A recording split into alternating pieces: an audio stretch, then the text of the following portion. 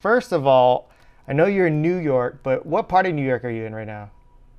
I am living in Harlem, in Manhattan. Wait, so I'm really uneducated when it comes to Ah, geography.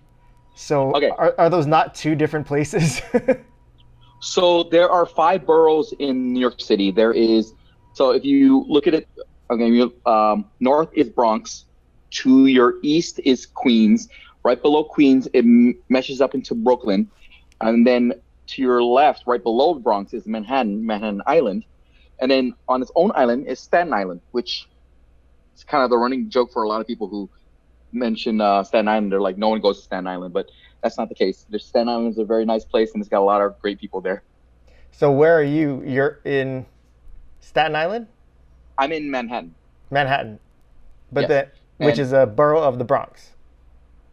Manhattan is its own borough. So there's Okay. five boroughs: Bronx, Queens, Brooklyn, Manhattan, Staten Island. I live in Manhattan. That's where the main parts of the city are, which is Broadway, the Met Museum, the Met Opera. And I live in Harlem, which part of Harlem where I'm like just 6 blocks north of Central Park. Oh, okay. That was probably way more than people cared to know about the geography. I'm probably the only person in America that doesn't know that, but I appreciate you explaining it to me. No, I just know that I went to New York once and it was awesome. I don't know where I was other than I know I was on Broadway at one point, and I went to Madison Square Garden. That's pretty much all I remember about where I was. yeah, that's all you really need to know about Manhattan. No, I'm kidding. So real quick, I know we talked to a friend of ours a few weeks ago who's living in New York, but wanted to get your take on kind of the environment going on right now with, how things are in New York. I know New York's probably the hardest hit part of the country with the COVID crisis, but what's been your experience like over there, and how are you holding up? How are things going for you personally, man? Well, I'm so uh, we're going on to our fifth week now, I believe. Um, in the 5 weeks, or this is coming. Oh, this is the fifth week. Yes. In the 5 weeks I've been quarantined. I've been out 5 times total. Primarily just for grocery shopping and such. I saw one friend, and that was me standing at a distance of 6 feet because I really want to practice that. Um, the environment thus far is it's I don't want to use the word scary, but there are a lot of people still out at Central Park walking around not practicing social distance, which really worries me. Because one of the 5 times I went out, I decided to take a jog around Central Park. It's a 6 mile loop, and literally jogging on the path, I'm like, oh, there's a lot of people out here, and a lot of people didn't have masks. Uh, I got a little nervous, like mile one, mile two. I was like, okay. And every time somebody came jogging beside me, I dart away from them. I'm like, you know, and this was about 3 to 4 weeks ago. So we are now where we are now. It's starting to slow down the rate, but still, it's a bit nerve wracking. But other than that, I'm doing fine, staying in my apartment and just doing things. Well, that's scary because I would have thought that because New York is getting hit the hardest and things are hitting closest to home there, that because for us here, we notice kind of similar behavior, but I chalk it up to there aren't as many people that are seeing it firsthand affect them. So then it's kind of that thing of if you don't see it, it's not really happening kind of thing. But in New York, I mean, we're seeing it on the news. It looks like it's happening real bad, and so to see that there are people there that still don't practice that is kind of surprising to me. I guess maybe not so surprising now that I think about it, considering the kind of things I've been seeing around our country. Well, it's hard. It really is hard right now because we are in a very interesting climate where there are people who are willing to believe and people who are not willing to believe.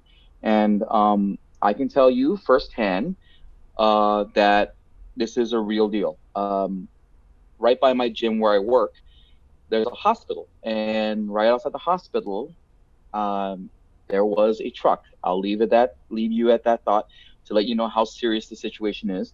Um, you know, though, with all that's happening, I have to tell you, living been up here now 13 years, the resilience of New Yorkers is really incredible. When it comes down to the real nitty gritty and the real toughness, people do band together and they do their best to unite and work together to combat things. This is not like any of the previous events that occurred in New York, but it's really, really, endearing when you can open your window at 7 o'clock every night and hear people clap and cheer for our frontline workers for a good 5-10 minutes, and it's very magical. So with all that's going on, that's the nice, positive, enlightening thing about living here. Now, I forgot to mention, usually Jamie's on here with me, but she is unable to be on the podcast. And she would probably be irritated with me for not asking the follow-up question for clarification. So I was just going to assume I knew what you meant about the truck, but she would have been like, well, do you know for sure of what he meant? So would you care to just kind of explain a little bit more about what you meant by what you don't if you don't feel comfortable explaining what the truck is, but what is the significance, I guess, of mentioning that there's a truck outside the hospital? So for those of you, you can easily see it on the news when they report. Those trucks are actually fridge trucks, and they're there to transport. So. Oh, okay. Yeah. Okay, so that's what I assumed it was, but I just wanted to make sure. You can omit that. You can omit that if you like. Well, I'm glad you're doing okay considering, so when you said that you only left your house like 5 times in the last 5 weeks, what have you been doing to keep yourself occupied to pass the days? And it sounds like you actually sound like you're doing fine. So what are some of the things that you've been doing that make it worthwhile to just hang out at home? I picked up learning French through Duolingo.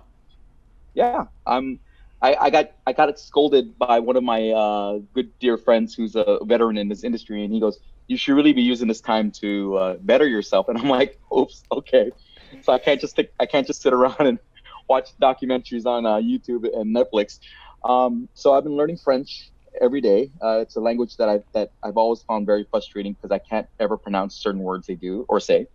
I'll work out 6 days a week, doing my own workouts from what I've learned from working at the gym, and documentaries on YouTube and Netflix. So did you take French in high school or college? No, being a kid growing up in Hawaii, like we had options, and I always went with the easiest option, which was Japanese. So I learned Japanese through high school and college, and then come up here, didn't think I'd need Japanese, and then find out, oh, I can use Japanese up here. But French, yeah, something about French really always frustrated me because I really wanted to learn it. And then you're Vietnamese, so French is kind of a big part of your culture, right? Is that? Yes, it is. So yes, it is. It's probably helpful in that aspect too, right? You would think that, yes. I mean, for years, I have a cousin who in Vietnam, she's fluent in English and French, and she does it because she works with international people. Yeah, but for some reason, I just didn't think there was any use for me to learn French. But then, as my brother recently got married in France, I was like, maybe I should try to pick it up and see what I can do with it.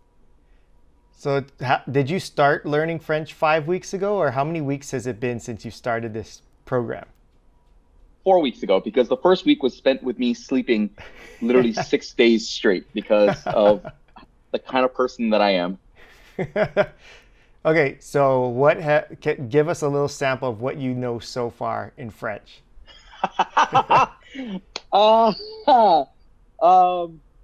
Still very basic, but je m'appelle Viet. Boo, that's boring. Come on, give me something right. Good. I can say the object and the object, so I can say un garçon et un chat, the boy and the cat. Hey, But that I know 4 weeks has been worth it. Let me tell you right well, there. I can say basic things such as bonjour, ça va, merci beaucoup, très bien. Um, What does like savami? basic. So ça va, as I learned through my work, um, there's a cordial, como ça va, which is how are you, and then there's ça va, which you say ça va, which is very slang, and they will reply with ça va, as in I'm good. Are you good? I'm good. Ça va? Ça va. Oh, sounds like a very lazy correspondence. That's like something like good, good. It's like Well, we can't use a couple extra words just to make a complete sentence there. I mean, English is kind of the same way, don't you think? Sup, sup. Oh yeah, that's a great point. All right, touche. That's French, right? That was French. So I wanted to, I kind of, I mean, I didn't really talk to you before you moved up to New York as far as the whole process of you making that decision and how this whole move came about. We had um, kind of gone our separate ways in the sense of like I had stopped going to KCC. I don't know if you were still there or not at the time. This shows how bad my sense of memory of what timing was like. But how did it go? How did it become a goal for you to move to New York? And then how did it actually happen? Because I know it didn't just happen overnight. It took a while, right? Yes. There were the 2 year well a year 2005 was a very tumultuous year for me. A lot of crazy things happened. And they say, you go through a lot of things, you learn your own temperament and what you're capable of doing. Um, then 2006 rolled around, and Lina Doo, our wonderful, great mentor, teacher, friend, she had been, and I say this lightly, bugging me for about 2 years to apply for a program at the Manhattan School of Music, which is a reputable, very well known musical, a classically trained school for music. You go there if you want to learn how to, play instruments or sing opera. Uh, what I didn't know at the time was that school was not known for its musical theater because they didn't do musical theater. But they rolled out this program every year for about 11 years, and they select from over 100 submissions to apply for a program to learn the entire world of musical theater, everything from scene study, audition techniques, career management, makeup, dance, acting, and it's for 1 month into a 1 month boot camp. So I applied for it, and through the help of Lina, I submitted my video. Didn't think anything of it, and which was kind of funny. It's typical fashion of who I am, Nolan. You know that I'm always right at the last minute, or like squeaking in one little thing or changing something. But I remember the deadline was coming up, and I finally got my act together and put it together an audition tape. I sent it in rush. They got it the day of the audition, which was on a Sunday, which is surprising that the service carrier delivered on a Sunday. They received it at 9 a.m. that morning. Wow. and and they Robert Smith, the head of the school and program, sent me an email. Hey, Viet, we just got your audition DVD. I'm like, oh, hey, that's awesome, good. And then Monday morning is when I got the phone call, and they said we'd like to have you join our 2006 2006 program. And I'm like, and I remember I was on the campus at KCC, and I dropped my phone literally, thinking, oh, this is happening. And so thus, it was a 1 month program. Sorry, just rambling. Please forgive me. You can edit whatever you want out. But spent a month up there, and then came back, spent another year, and then moved back officially to New York in 2007. So when you went up for the first time, did you have aspirations thinking like, well, it's a 1 month program, but I plan on moving up to New York, or was it more of a, hey, let's see what New York is all about, and while you're there, it made you kind of fall in love with the idea of moving there? Yeah, actually, when I went up, I had no idea or clue what I was going to experience, or how things were going to change my view of things.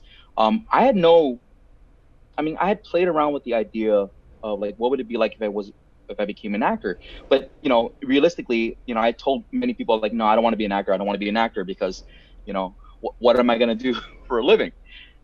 Which is the common thing with a lot of people who go into the arts.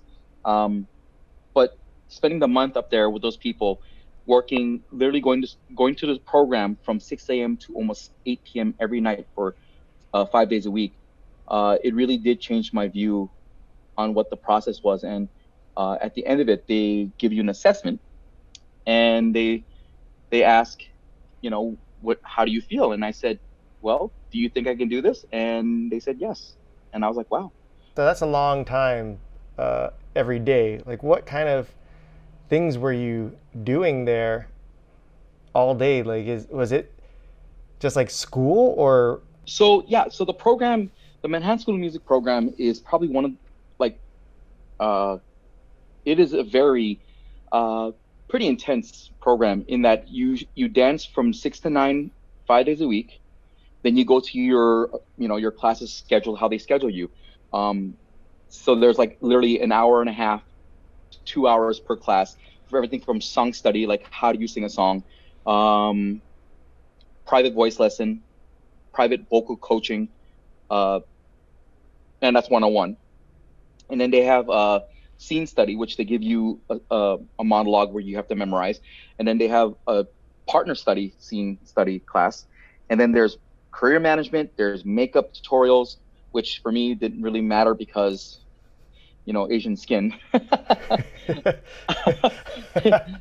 Which I'll tell you a funny story about that in a bit. But yeah, so and we had speakers come in, throughout the week to give their intake about the industry. Like we had a talk with the director of Wedding Singer the musical, and he talked about what it is that he learned from his own experience, moving up in the world where he is. So yeah, it's a day filled with educational things in regards to your career. Oh, also we also had career management with a casting director about what you need to do for your headshots, what you got to do for your resume. Um,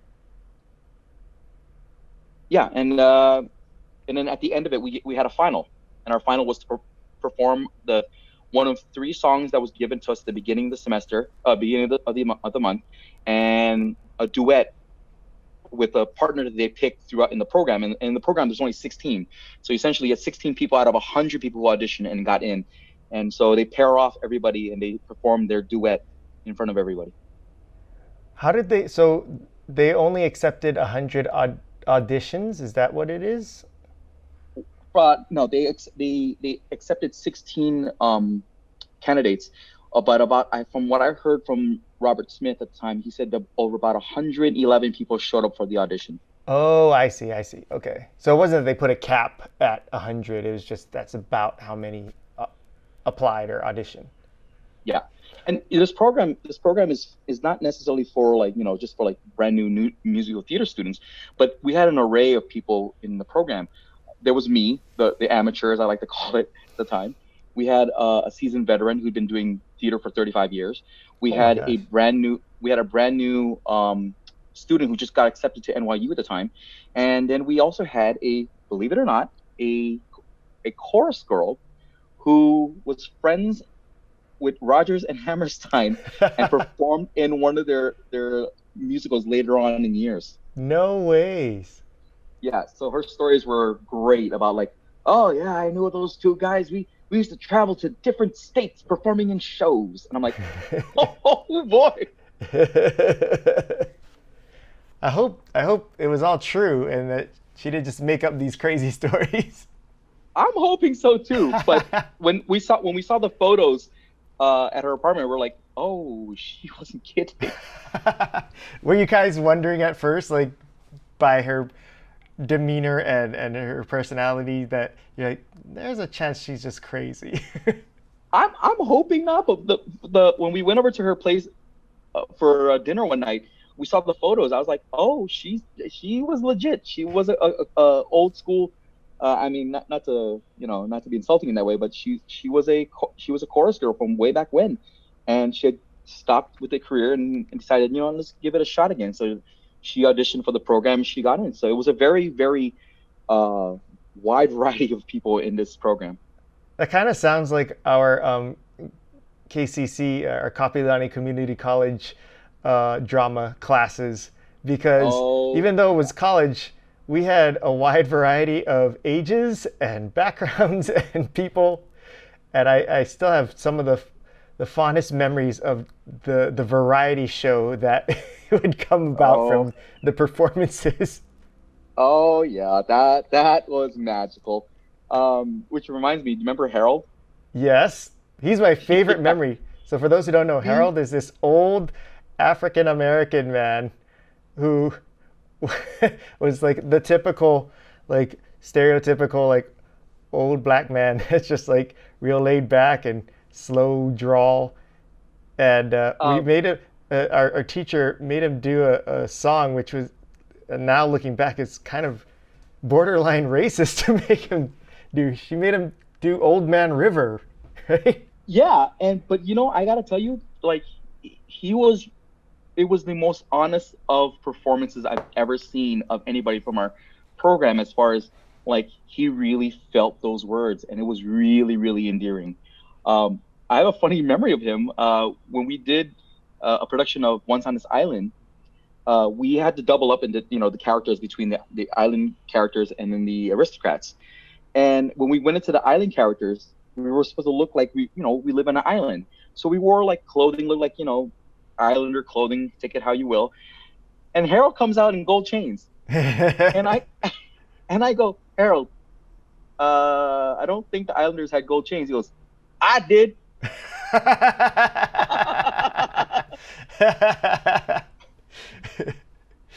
That was like I go, it's a strong choice. Go with it, man. He goes, yeah, man, I'm the one island member that had gold chains.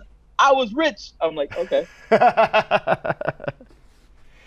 Oh, that's fantastic. That's a great story. Yeah, tell me the story about. You said you had a funny story about the makeup stuff. So, our makeup instructor, she had done so many Broadway shows, and a lot of these instructors were all from. At the time, I didn't realize this because, once again, good old Viet doesn't always pay attention to every detail because he's so overwhelmed by things. But Easily she had been distracted, yeah. easily distracted. Uh, she had worked on over a dozen Broadway shows, musical and plays. And when she was giving an assessment to everybody, each person's assessment was about 15, 20 minutes. So I'm sitting in the room waiting, going over my music. And she goes, all right, next. And she's like, to me, she was my true first experience of the New Yorker. And she was like, her hair was just beautiful, uh, silver and black hair. She had these glasses that she reminded me of Annie Potts from Ghostbusters. That Yeah. sound, and she goes, "All right, what do you got for me?" I said, well, and this is when I had hair, because uh, when I had hair, and I'm sitting there, I looked at her, I go, she goes, your hair looks fine. Let me see your face, and she brings my chin up and looks at my face in the light. She was like, see, you're lucky. You're young, you're ethnic, everything's working out for you. And I'm like, do I, do I, I laughed and I go, thank you. Do I need anything? And she's like, maybe you might need a toner. I'm like, what's a toner? And she went on a whole 15-minute spiel about toner. And I'm like, oh, so that's it? She's like, yeah, you're blessed. Get out of here. Total New Yorker, best experience ever. And she was very, very sweet. She had told me stories about like, Lily Tomlin and famous actors she had worked with. Oh, cool. So you also said the 6 to 9 was dancing. That to me seems like a long time for dancing every day. It was we got in there. It was about what 30 minutes of warm up, and then 30 minutes of teaching the technique, and then 30 minutes of doing. And you think an hour and a half is a long time? Oh no, not Yeah. 3 hours. Sorry, excuse me, not 30 minutes. 30 minutes to warm up, an hour to learn technique, an hour to learn the number, and then we performed across the floor numbers. Um, for a musical theater program, the emphasis is that you need to know how to move, you need to know how to dance. Um, and we did that every day, 5 days a week, and can tell you, I'm not any better. We're in the same boat because I was not born with any kind of dancing skills or genes. So I would have probably been right there with you. But it was fun though, because it really makes you think about like um, spacing and awareness of where you are on stage. And very grateful for those lessons I had.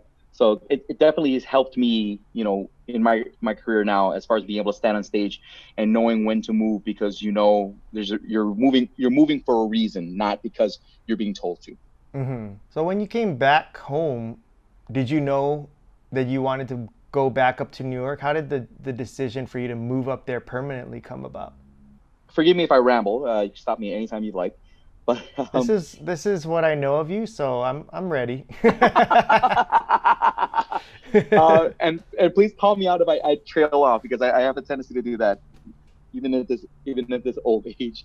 Um, so at the end of the program, they gave us this assessment, and the panel of instructors told us what they felt of us, and they told me some really, really wonderful things. I actually got emotional and started crying in the middle of the. It felt like a firing squad. You're standing in front of all the instructors as they're telling you what they think of you. And some people in the program didn't get so lucky. I'll leave it at that. But they were very frank and very honest with me, and they said, we really enjoy working with you. If One of the nicest things I heard was Paul Gemignani, who's Stephen Sondheim's personal conductor, had stated, if more people had your lightness about approaching a song or a scene, it'd make my job a lot easier. And I started bawling. I was like, this is really nice. So, and then after I was done, they asked me, do you have any questions for us? And I said, well, do you think I can do this? And they all looked at each other like, yes, Viet, you can. And I said, okay, all right, let me give it a shot. Let me come back. Let me go home first, deal with what I got to deal with, and come back. And um, this is something I've never actually told you, Nolan. So when I went back home, I met up with Lina and we talked, and she goes, how was the program? I said, it was great. It was wonderful. It really, really opened my eyes to the possibilities. But it took $3,500 to make me realize everything Lina taught me was exactly what they taught me. Mm.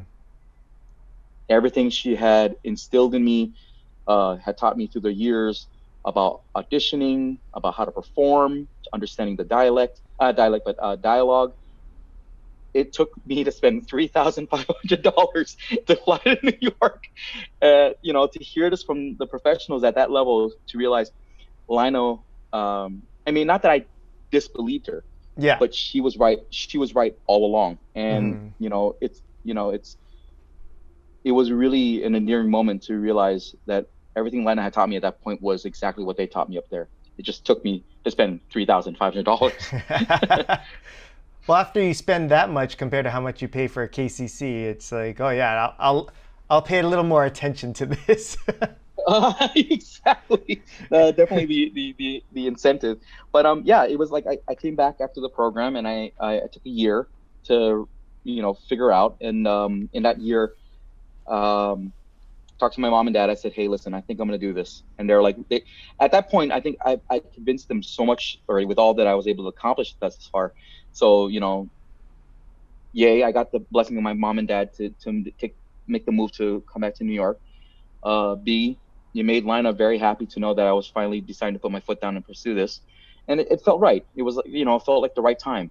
And um, I didn't think how big of a move it was, because it was years later. People told me, I can't believe you just up and left. I'm like, yeah, and it didn't dawn on me to realize how hard it actually could be for a lot of people just to pick Hmm. up your life and leave. I didn't think about it at all. I just picked up my stuff and just went, because I was like, okay, all right, I gotta get in the plane. All right, okay, I'm getting in the plane. Okay, once we land, I gotta get in the car with my friend. We're gonna go back to his place, and that's where I'm gonna stay. And yeah, I was thinking about in the moment. I wasn't thinking about the future.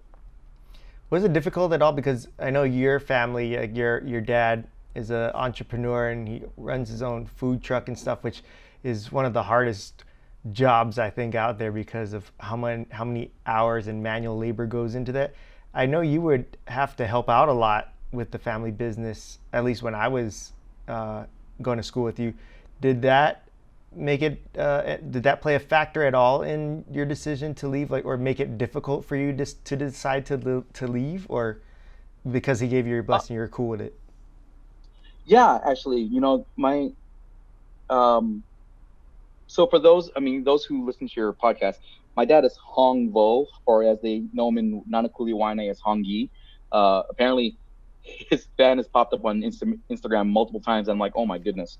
So, anyways, my dad, but yeah, the world of an entrepreneur lunch truck is very difficult. And I'm one of four kids, and I helped my mom and dad out as best as I could while juggling school and theater. It was a difficult decision on my part because my concerns were with my mom and dad. Like I was the one that woke up early in the morning to, like, help haul out cases of soda, and then I would stay up as long as I could late at night to help haul out the van and wash dishes and such. Um, so my first concern was like, who's gonna help you guys out? And my mom and dad just looked at me and reassured me and said, we got it. And it was scary. It was, Yeah. I think it was more of me letting go than them letting go, because they were okay with me um, going, and even my dad giving me the blessing, just go. This is your path. So it was more me. I was having a hard time letting go of my responsibilities to my parents. Wow, that's really cool though, because a lot of the times in similar stories and cases, it's the opposite, where the parents Right. are, it's so hard for them to let go, right? Absolutely. Yeah. Yeah. Especially in the traditional Asian Yeah. family. Yeah. Especially being the oldest son. So when you moved up there, what was the plan? Like, what was your goal? And then I know it's been 13 years, but like, what has happened since then? Like, how has your goal changed, or has it, or did you achieve things that you set out? Like, what happened? What went on? Um. Wow. So when I moved up, I knew Broadway was a very big thing. I knew Broadway was also a very difficult thing. And when I moved up, the thing that thankfully my dad instilled in me, and my mom, was that you have to think about what's in front of you first. You can't think too far in the future, because if you do, you're just going to be anxiety and nerve wrecked. And so my first thought upon landing was, well, getting in the car with my friend while they drive me up to the Bronx, because I lived in the Bronx for about 6 years before I moved out. But was to find a place to live, Mm. and I lived in a woman's apartment, a friend of mine's. You may know him, Gene DeFrancis. Yeah. So Yeah. I lived with him and his friend in their apartment, sleeping on a couch for about 6 months before we found a place of our own, and then we moved into an apartment. But um, my first my first thing was to get a job, like find a job to make ends meet, make income, so I can slowly stand on my own and start pursuing this. And that's when I got my job at Equinox Gym, which I've been at till this until this pandemic. So that was my first job, and now, yeah, where we are, yeah. But yeah, my the responsibility was I needed to find a job first, then find a place to live, and then move on to my career as an actor. Um, and since that time, bumps and highs and lows in this industry, as anyone would have, you know, I've achieved and actually gotten to do a lot of things I never thought I would ever do. Um, and it's all been a great learning experience. For a guy who dropped out of college in the midst of transferring to the communications program at the University of Hawaii to pursue to becoming an actor, I knew I had to work that much harder to get what I needed and where I wanted to be. And to answer your question, am I where I want to be, or have I achieved? I don't know yet. I'm still taking things day to day. I used to think Broadway was the pinnacle Hmm. of success, but through time I've been here, I realized success is in how you view things. You said there's some highs and stuff. What are some of the highlights for you in this pursuit of performance and acting in New York? Um, so coming up musical theater, I came up to New York with a musical theater mindset. But when I saw how how the industry was working, I decided to move into more acting and did more plays. So the highs that I've been able to achieve, which is really, really, I'm very, very fortunate, were being able to do a couple TV shows, um, and also perform in off-Broadway productions of shows that I really, really enjoyed. We just had to due to the pandemic, we closed Romeo and Bernadette, which was my first off-Broadway musical. Which, you know, 13 years living in the city, you finally get to do an off-Broadway musical, and some people are like, "What took you so long?" But you can't put a timeline on your path and journey. You've also been kind of involved with kind of the Asian American acting scene too, right? Like there's been I've seen you post things about like being part of like a group and doing shows that are kind of I guess a cast of Asian Americans or plays or shows that are written for and about Asian Americans. Is that right? When I got involved with the Asian acting community, the Asian American acting community, it was kind of like what 6 years later since I moved to New York. Like I up when I came to New York to that point, those 6 7 years, I avoided all Asian theater um, because from the feedback I got from a lot of people in Hawaii and some of my friends who were living there already, they said, you should try out for this Asian group, and I'm like, okay, cool. Um, I avoided them because I wanted to immerse myself into theater that didn't, and this is gonna sound crazy, but didn't judge me on my looks, like didn't Hmm. judge me on my ethnic background. And that period of time, I got to do a lot of great projects where they didn't care that I was Asian; they cared about what I was able to do as a character.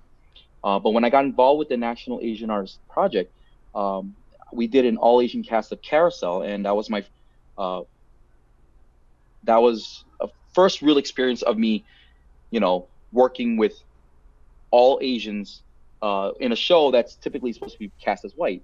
So that was a really interesting experience. And then from that point, I've been involved with National Asian Artists Project for multiple projects they've done. I've had the blessings and good fortune of working with a lot of great people in the industry. With you know, I'm going to name names, but I don't know if anybody will know. But uh, people like Alan Moroka. Oh, Alan Moroka, if anybody's familiar with him, he's on Sesame Street. He's directed me on a couple of projects. I worked with an amazing composer lyricist named Jason Ma, who wrote a musical called Gold Mountain about the Chinese railroad workers in Utah. And that's, of course, yeah, I've been just working with a lot of different Asian groups, including a group that my friend helms, a group called Wiso Hapa, which is um, a group of Hapa artists who live in the mainland, creating art and diversifying. Dude, they are so blessed already. Why do they need to start banding together and being even more powerful? I mean, Well, it's a fascinating thing. Being from Hawaii, we grew up, in a very multicultural cultured environment. But coming up to the East Coast, I got to tell you, it was a very enlivening experience to see firsthand, the struggles that Asian American artists and Hapa artists and any artists of POC background have mhm. in this industry. Um, but at the same time, right now, it's also a fascinating time to see the gradual change and the increase in Asian American, uh, what's the word, visuals. I mean, Mhm. uh, seeing Asian Americans on TV, in theater, in commercials, that it's starting to grow a little more. I mean, we're still got a lot of ways to go, but it's kind of a nice thing to see, witness beforehand, like how this is growing now. So you've been able to experience some of that growth too while you've been up there? Yes, it's like I said before, working with a lot of the Asian theater groups, I did a lot of shows with a lot of people who were not Asian, and I got the good fortune of playing roles. Like, for instance, there was a musical that called oh my goodness, why did I forget this musical? Oh, Seeking Sondheim. Oh my Okay. God. So Seeking Sondheim, and they were auditioning, and I came in, I sang my song, and the director called me up. He goes, "I'd like to offer you the role of Liam." And I'm like, "Liam? Okay." Liam's an uh, uh, I mean, if I'm not mistaken, an Irish name, Scottish name. And I'm like, oh, okay, cool. So when I came on stage and there's like Liam, I answered. Everybody's like, what? Oh, there's an Asian guy named Liam. That's weird, And I think that was kind of a moment of like, breaking barriers as far as, he's Asian, but he's a guy named Liam, Yeah. and not like you're, a Jason or a Tommy or a Bobby. Might as well call you Hezekiah. Ezekiel Wang. So I've noticed that in a lot of your posts there are many posts where you share stories of getting into near combat, a lot of conflict and anger.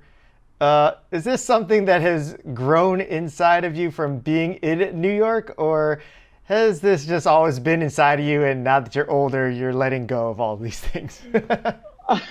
Oh, wow.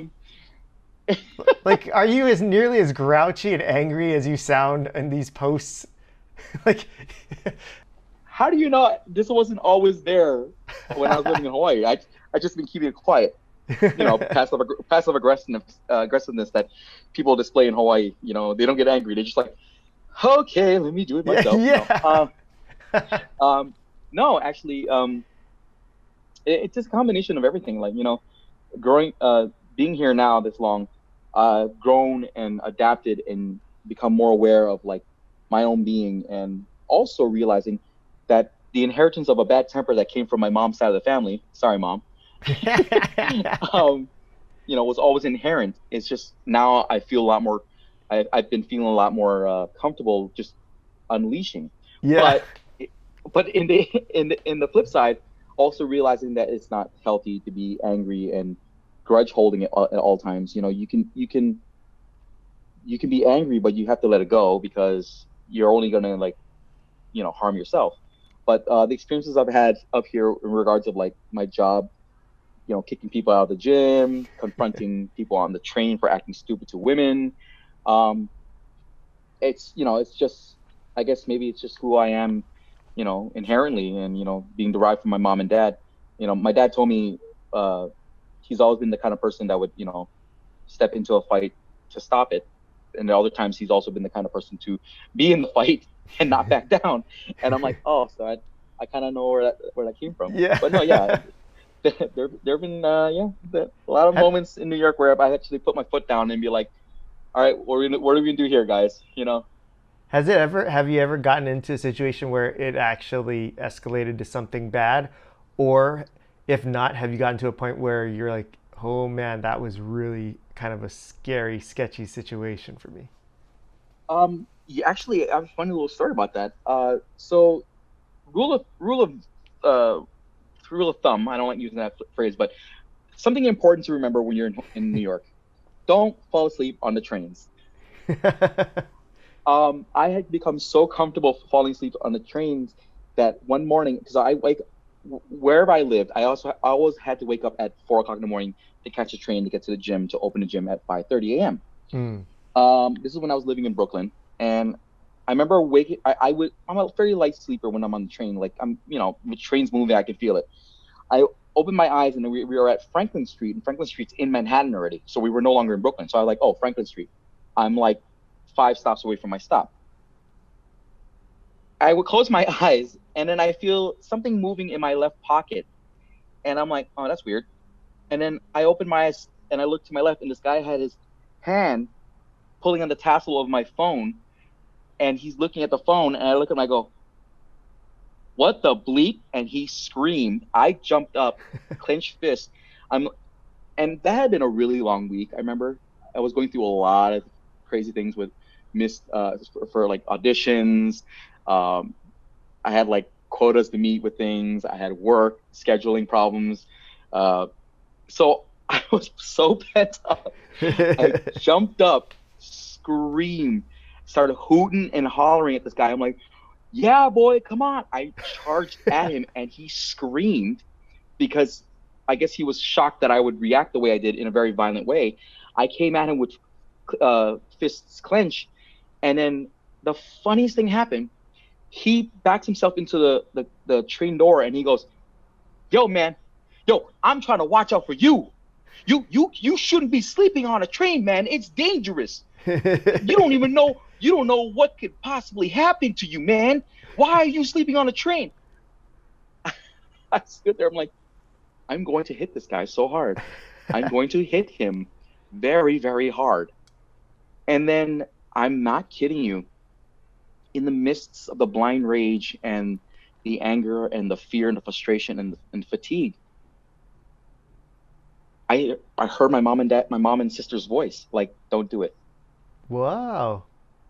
Don't hit him." And I was like, I literally froze with my fists up, looking at him like, I can't believe I'm hearing this right now. And I knew, and my heart's beating, like adrenaline's kicking in. I'm ready to like I literally jumped up on top of the seats, holding onto the bar, putting his foot up, looked like he was gonna kick me. Yeah. I'm like that's gonna help you. I'm gonna just grab your foot and pull you off. Yeah. But I backed off slowly, listening to his voice, and my mom and my sister saying, "Don't do it. You're gonna regret this. You're gonna regret this heavily afterwards." And I've been in experiences, growing up in Hawaii, being in fights. I remember how horrible I felt after a fight. Yeah. Like, you never want to inflict that much. You don't want to inflict that kind of pain on anybody. Mm-hmm. And for the rest of the day, I was quiet. I was quiet, even trembling because of like still living off the anxiety. But yeah, that was probably the most extreme thing I've had in New York thus Did far. you? So the way it ended, you just backed up and you guys sat I backed. across from each other during the rest of the train ride? Well, here's the thing. There were three people on the train. There was one guy at the end, and he was watching the whole thing. So if I assaulted this guy and did anything to him, I had a witness. So I knew it wasn't the smart thing to do, especially knowing that if I had gone over that edge, that level, I wouldn't stop until he was out. So he went to his end. I stayed in the middle of the car, and the guy was still sitting at the end, kind of just watching the whole situation. No, then he went on. He kept rambling. He was like, "Man, this is not safe, man. New York is not safe. You think I'm from the streets, man? I'm from the streets. You mess with me, you mess with everybody." I'm like, and he started talking. His rant went from, "You got to be careful, man," to, "You don't want to mess with me. I'm crazy, son." I'm like, I gotta love New York and its personalities. He got off the train like 2 stops before I did because I was, thankfully, because I was waiting to see where he was gonna get off. And if he got off at my stop, I was gonna like, oh great. But no, thankfully he got off 2 stops before me, and then I got off and went straight to work. What an awkward situation, though. I mean, the fact that you gotta just sit there on this train with with each other, and there's really no escape. You know, at that point of living here, like you've pretty much seen it all with the craziness that is New York. You can't have a city this congested with this many amount of people without some sort of frenetic energy occurring to create moments like this. Like everything from like streetcar performers to magicians to the mariachi bands, which I really enjoy. I really love and it's not just like really good mariachi bands. They come on and they're not even, it's not even, La Bamba. They're like,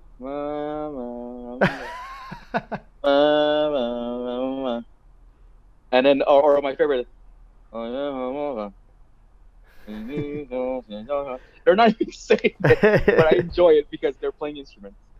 So instead of mumble rap, you got mumble mariachi. Could be a new thing. Give it time. Yeah. So I was hoping to surprise you, but I couldn't figure out the technology. I was gonna play. I unearthed some VHS tapes of our performances from our college days, and I digitized them, but I can't figure out how to show it to you. So rather than thank God. me show it to you, I thought I'd just ask you if you had any fond memories of our youth when we would do these performances. And okay, let me back it up. Did you so in my memory, I thought it was a very distant but still possible dream that I could get into the music industry and become a professional singer for a brief moment, but still a moment nonetheless. Did you have that same dream? And what was, if not, what was your motivation to uh, doing these R&B covers at the KCC talent show with me? Uh, you know,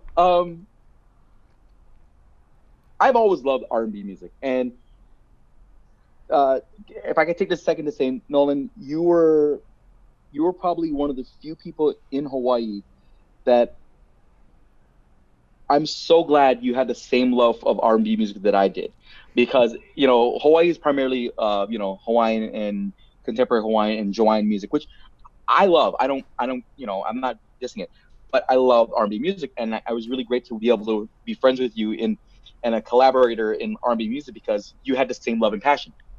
So let me say that. R&B music has always been my passion growing up because I always loved singing those ballads and such. And I will say it was kind of, I didn't really think I had a chance in it. Um, I truly believe you did, but not me. I was like kind of like, okay, see what happens. I don't think my passion for R&B music of becoming an R&B singer was that strong, but I really thought you were gonna go somewhere because I was like, this guy knows it all, man. He look at the way he's got such charm and suave on stage when he performs. It's like if we were Casey and JoJo, and I don't know which one is the awkward one, I would be the awkward one. If you were the one that was like singing your heart out and just getting on your knees, just like pulling a Jodeci in the middle of the desert, or Boys II Men and Water Runs Dry, I'd probably be Michael S. McCary in the back, just kind of standing there, just kind of swaying side to side. But yeah, I didn't really think I would have a chance in it, honestly. Did you ever see the performances like in the past, I don't know, 15, 20 years? No, I have not. Okay. And I don't know if I'm ready. I don't know if I'm ready for it.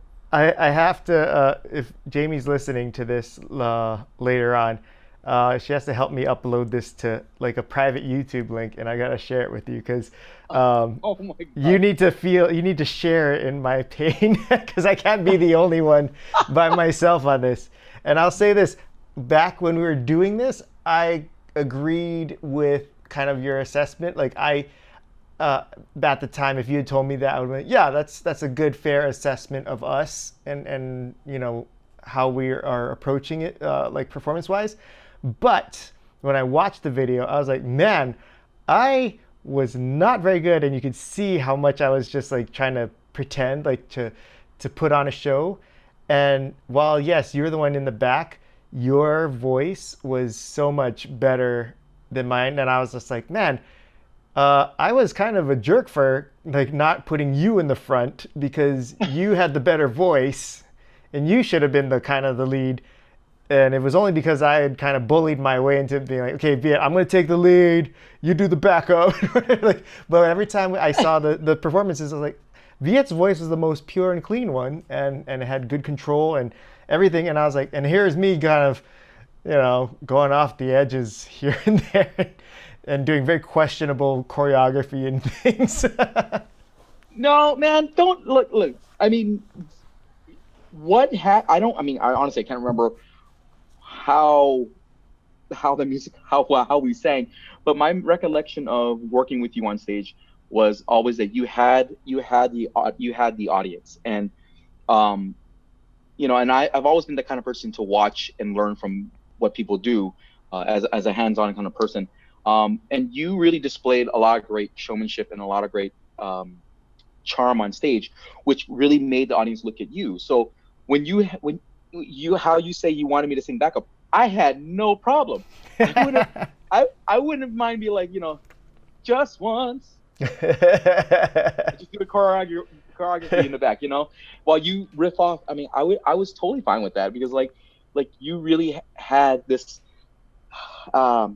this charm and charisma on stage to perform it. So I don't know. Clearly, our memories are different, but I gotta tell you, this is what I learned from watching you doing what you did on stage, and yeah, and like a lot of the mistakes I made when you called me on it, and you were rightly so. I learned from them. It's so funny because in my memories, when I think back at those times, I feel really guilty about like how I talked to you and was critical about those things. And then as I'm watching the performance, I'm catching myself as now still wanting to criticize back then version of Viet because I'm like, I told him we have to be in the center of the stage and he keeps hugging the side of the stage. Why didn't he go to the center of the stage? I call it what you want. I mean, like, still very shy, very awkward when it was being on stage.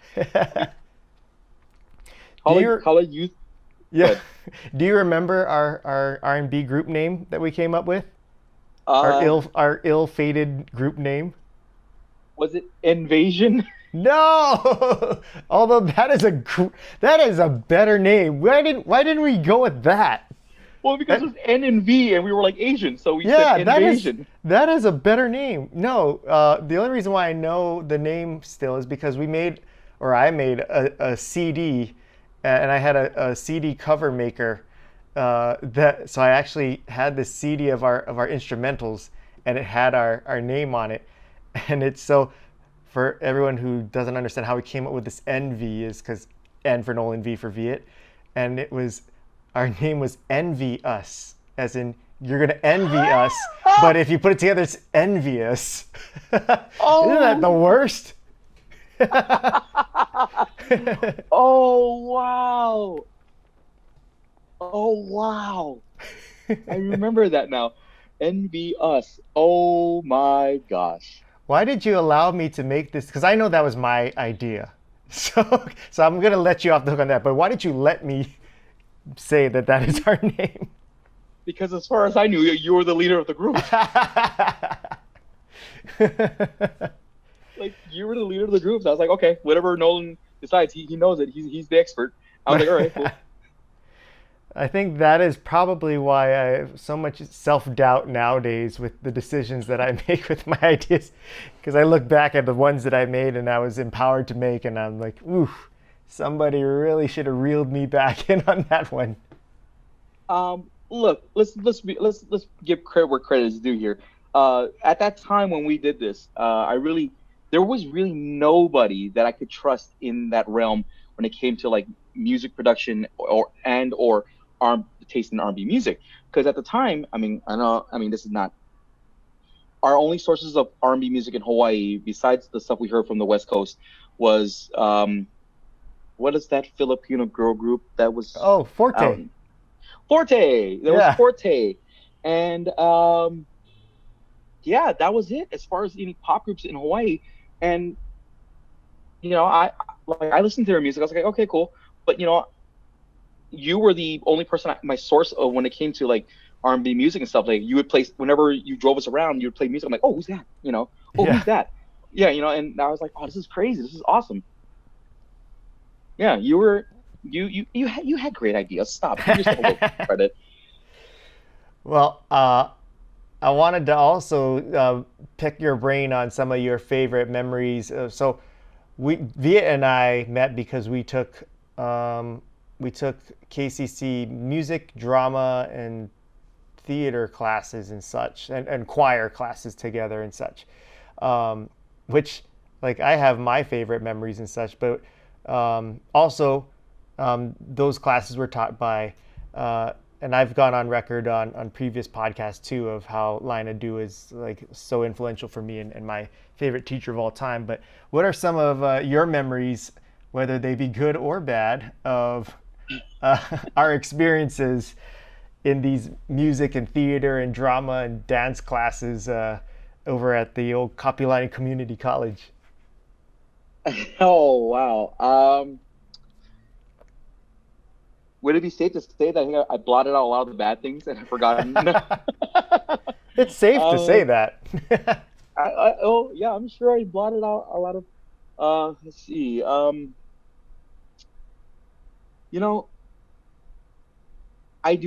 Things that I remember fondly about our classes together was that Lina was very very serious and focused about the craft. And at that age, being laxy daisy and being like a goofball that I was, she was probably one of the only people that I really would immediately become focused and listen to what she was telling me because I believed what she was teaching me. Uh, my, okay. See, as you start talking, he starts jogging the memory. My favorite thing about Lina, in the program we did at KCC, was that she had a nickname for me because she would tell me something and I would forget. She called me Teflon because anything she threw at me would not stick. And I remember during chorus, she teaches a melodic phrase, and I'm like, oh yeah, and she just looks at me and she would shake her head. She goes, Teflon. She said her also thing was she would call me Asian blonde because there was things that she would tell me and I forget completely after she told me 5 minutes ago. So there were a lot of mistakes and a lot of hilarity on my part for my absent-mindedness. What was great for me was that because you had that relationship with her, like I could do no wrong. And even whenever I did anything bad, as long as you're nearby, you would take the heat for it. Ah, it all comes out now. Oh See, I was like, gosh. you're fine. I know you'll get it. Viet, though, he needs work. And inside, I'm like, well, I don't know if I'll get it, but I'll pretend to get it. And I know if we can rein Viet in, he can do a good enough job where he can cover for me. So yeah, let's put the blame on Viet. And I was always fine with it. I never took it personal. Because why would I? I mean, especially in this industry, in this art craft. I remembered a fond memory of you. For your audiences who are listening.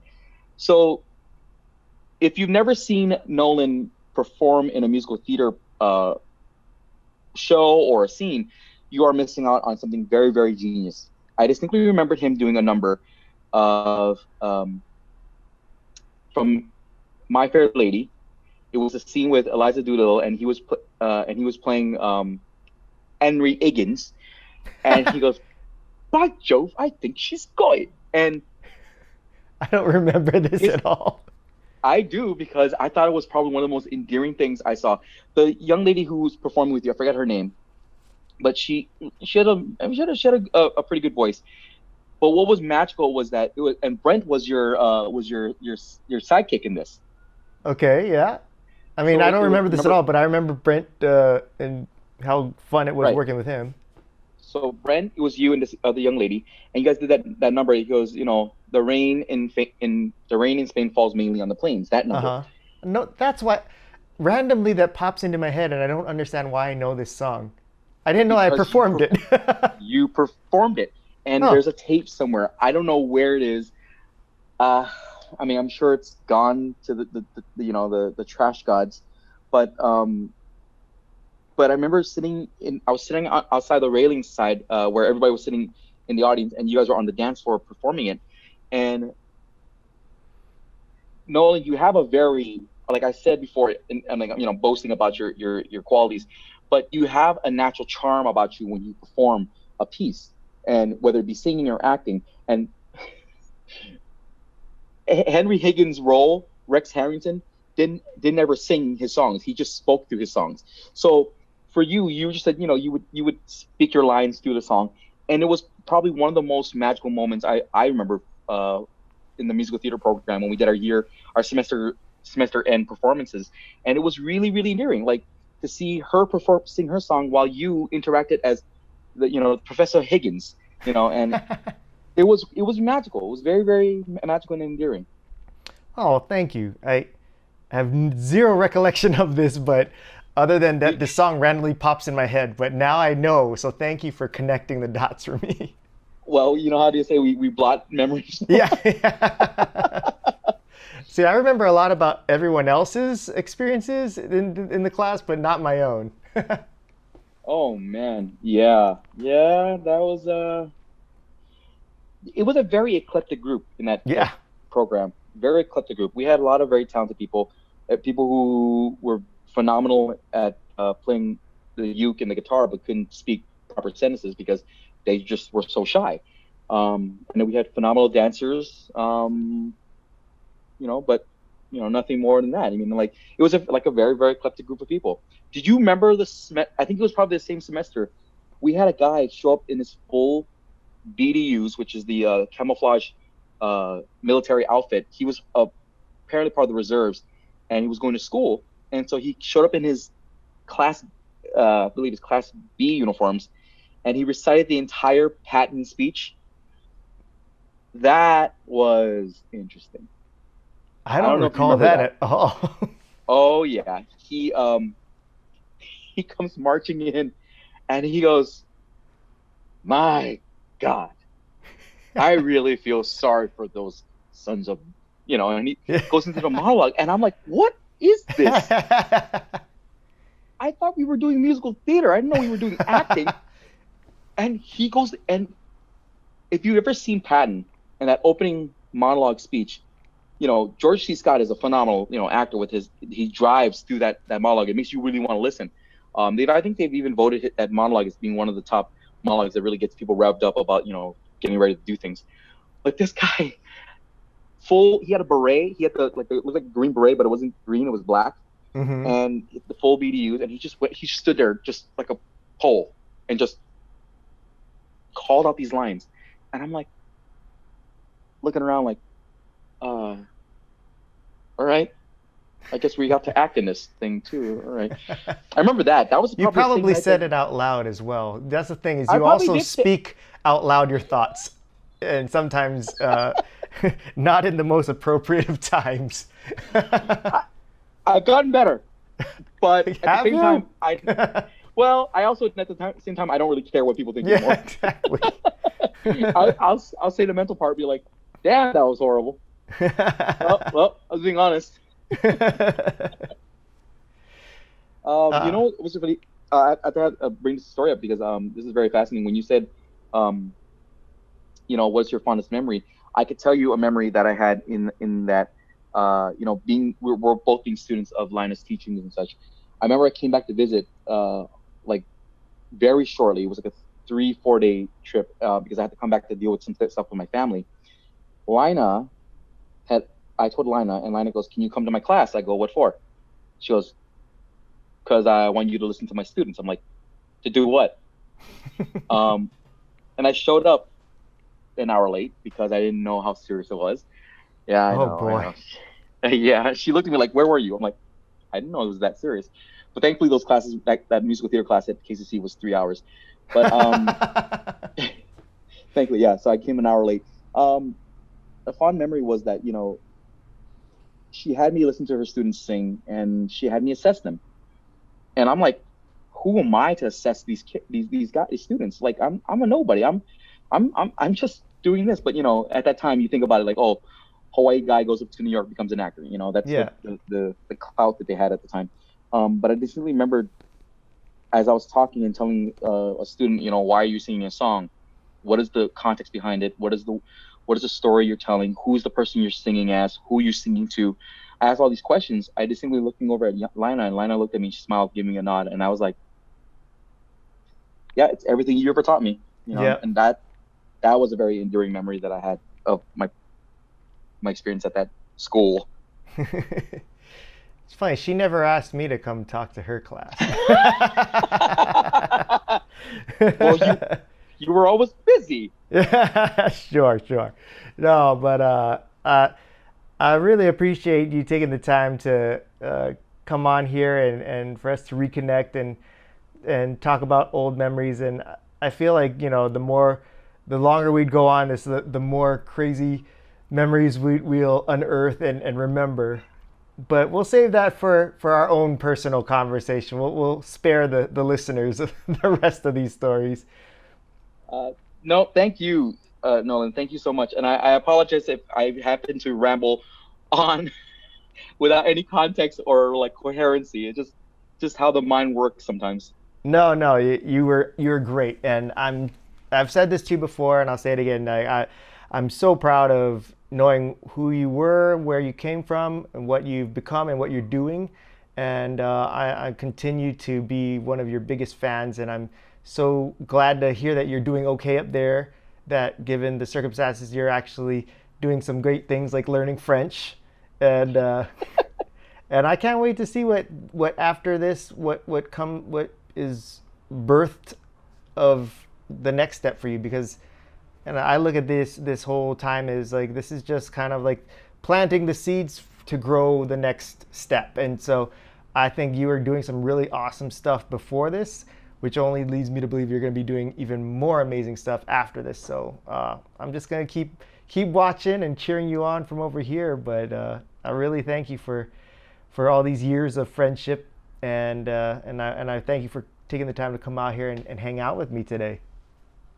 The pleasure's all mine, buddy. You've always been somebody very, very respectable and very. I still look up to you in a lot of ways because of the experiences I've had with you and learned a great deal from you as a performer. So the pleasure is all mine, especially for all the things that you taught me and scolded me about because they've stuck with me. Well, Some things, but not all. well, be on the lookout. I'll try and get those videos up for you. And Oh my God. if you ever want to use the Envious name while you're up there, I give you my blessing right here. Officially, you are free to use that name. Oh, why? Thank you. You're welcome. I'll see what I can do with it. All right, my man. You take care, all right? Thank you so much, Nolan. Take care of yourself, buddy.